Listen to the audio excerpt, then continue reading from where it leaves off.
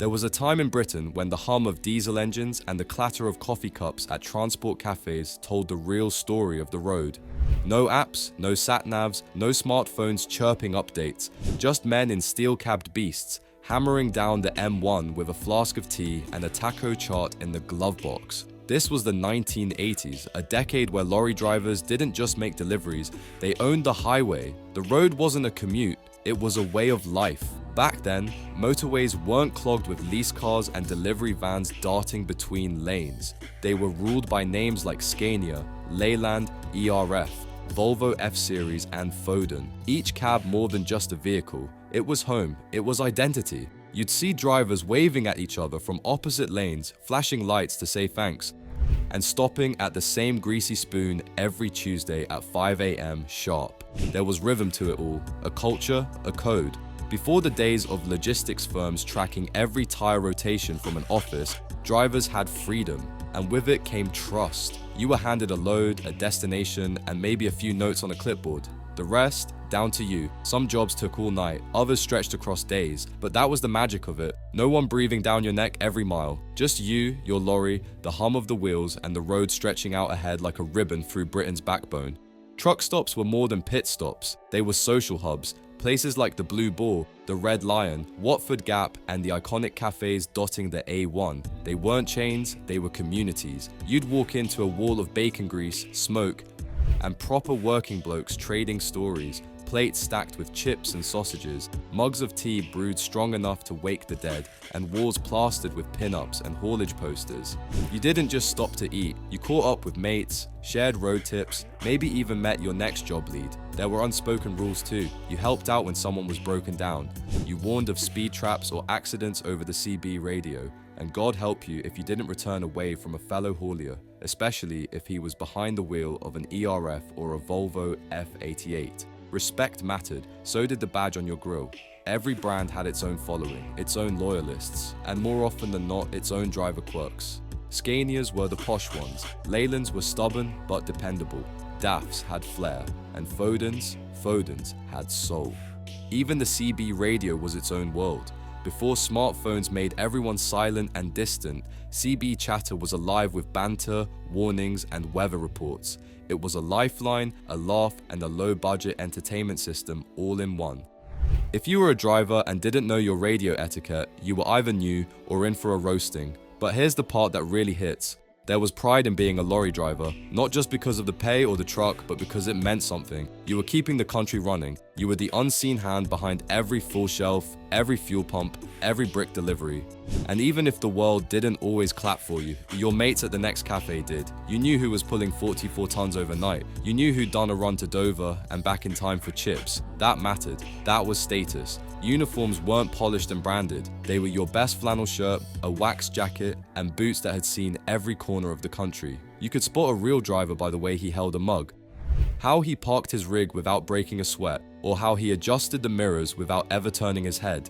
There was an art to it all, a confidence, and it was earned the hard way, through rain, wind, frost, and flat tires in the middle of nowhere. The 1980s also brought its challenges: strikes, rising fuel costs, dodgy firms trying to underpay drivers, and traffic slowly creeping in. But even then, the spirit held strong. Lorry drivers stuck together. They fought for each other. You didn't cross a picket line. You didn't snitch. And if a mate's rig broke down, you didn't ask questions. You helped push. This wasn't just about machines on the road. It was about people on the move, living, laughing, grinding through the graft together. And when you pulled up to a lay-by with 4 other cabs already there, kettles hissing, someone firing up a burner stove in the back of a DAF 2800, it didn't feel like work. It felt like home on wheels. But things were starting to shift. The motorways that once felt like open veins of industry began to clog. The freedom drivers once had slowly got chipped away. New rules rolled in, and with them came more paperwork, more oversight, more suits behind desks trying to tell hauliers how to do the job they'd been doing for decades. You could feel the culture tightening. Cafes were getting bought out, lay-bys were being closed, and the stories started fading. Then came the technology. At first, it was just the tachograph, a little disc that monitored your hours, but it didn't stop there. Soon the trucks got fitted with black boxes, GPS trackers, onboard computers, and every sort of electronic leash a boss could dream up. And just like that, the independence that had defined lorry life started shrinking. You couldn't take the scenic route. You couldn't stop for a break when you fancied. You were on the grid now, timed, tracked, and told when to pull over. And no, it didn't matter that you'd been doing the route for 20 years blindfolded. Even the trucks themselves started to change. The gritty roar of old Cummins engines got replaced by quieter, cleaner, more compliant motors. Great for emissions, but something about the raw feel of the job went with it. Cabs became more like cockpits, full of buttons, sensors, and automated systems. You didn't need to double clutch. You barely had to steer in some of the newer ones. It was efficient, sure, but it didn't feel the same. Drivers used to be craftsmen. Now, they felt like machine operators. Wages didn't keep up either. While expectations and regulations grew, the money didn't. And with companies trying to cut corners, you started seeing more pressure, longer shifts, tighter deadlines. The old camaraderie was still there, but it was stretched thin. Younger drivers came in, but they weren't raised in cafes and yard banter. They didn't know what it meant to fix a radiator hose with a bootlace or reverse into a farmyard with no spotter and only instinct. They were trained, licensed, and thrown in. No shame in it, but something went missing in the handover. Even the lorries started getting painted over. Once you could spot a fleet from a mile off. Eddie Stobart's immaculate green and red stripes, Norbert Dentrasangle's bright reds, BRS's bold letters. These days, most look the same, plain, logo-wrapped, anonymous. The flair is gone. You'd be lucky to find a name hand-painted on a cab door anymore. Back in the day, drivers named their trucks. Big Bertha, Iron Lady, the Black Pig. It was part of the job, a little defiance, a little pride.